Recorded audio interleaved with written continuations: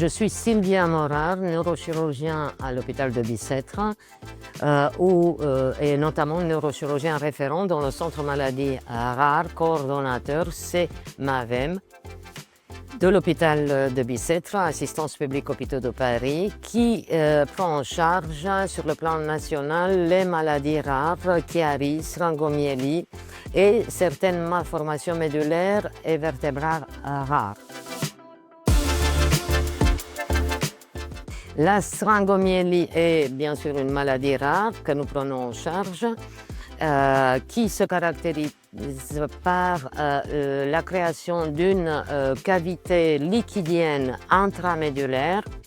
donc dans la structure qui amène toutes les fibres nerveuses du cerveau jusqu'à la totalité de l'organisme et qui va par conséquent, suite au développement de cette maladie, créer une compression ou même une rupture, une destruction des fibres médulaires,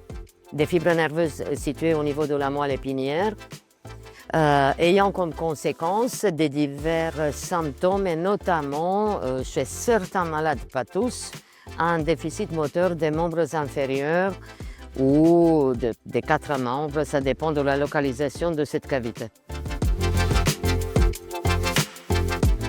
Elle est essentielle, cette rééducation par l'exosquelette chez les patients notamment atteints d'une façon assez importante et qui présentent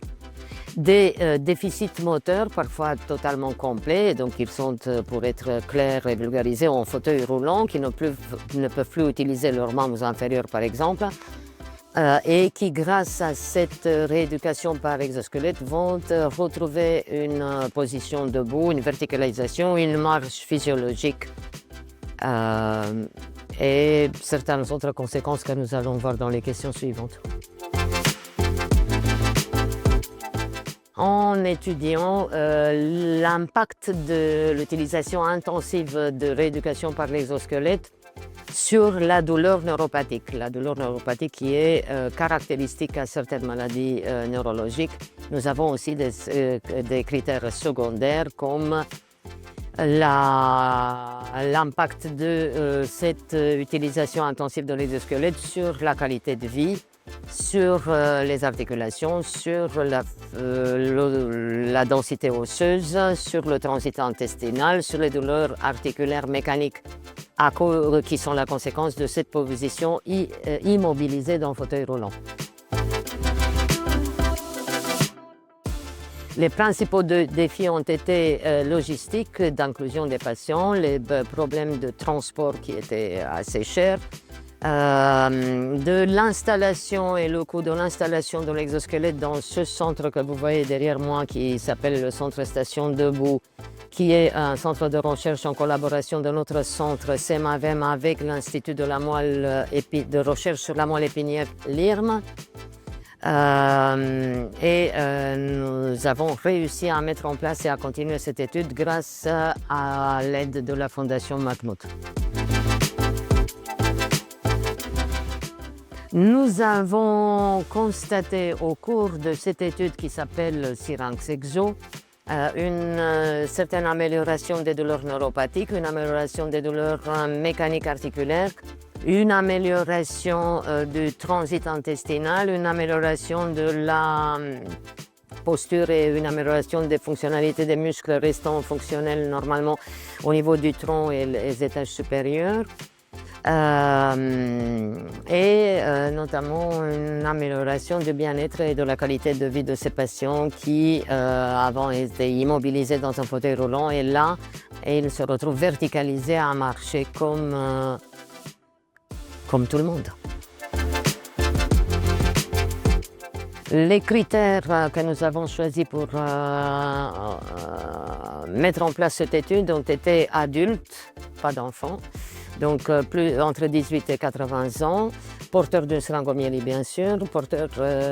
d'un symptôme qui est la douleur neuropathique, déficitaire complet au niveau des membres inférieurs, comprenant le français et ayant signé un accord éclairé pour participer à l'étude de recherche. Dans le futur proche, ce qui nous semble important, c'est de développer de plus en plus cette rééducation intensive par la verticalisation et la marche des patients complètement immobilisés, qui, comme j'avais dit, amènent des améliorations qui sont déjà vues dans ce premier projet. Pour les autres maladies neurologiques, il peut y avoir un impact dans la neuroplasticité et la prévention de l'aggravation de certains symptômes dans les maladies chroniques neurologiques qui amènent une dégradation progressive dans les années, comme la LSA, CEP, Parkinson.